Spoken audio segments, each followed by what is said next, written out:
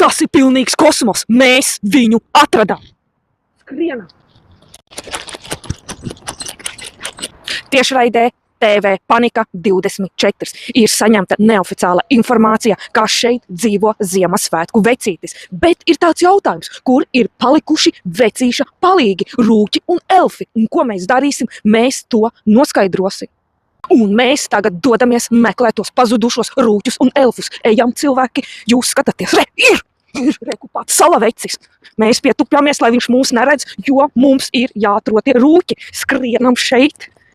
Skrienam, reku vēl viņš jau ir mūs panācis, reku viņš lūr pa logu, bet rūķi vēl nav manīti. Reku viņš atkal. Bet es jums apsolu, rūķi tiks atrasti. Ja jūs Ventspili redzat kaut ko bezjēdzīgu un savādu, rakstiet man komentāros. Es aizbraukšu un apskatīšu, kā arī jums parādīšu.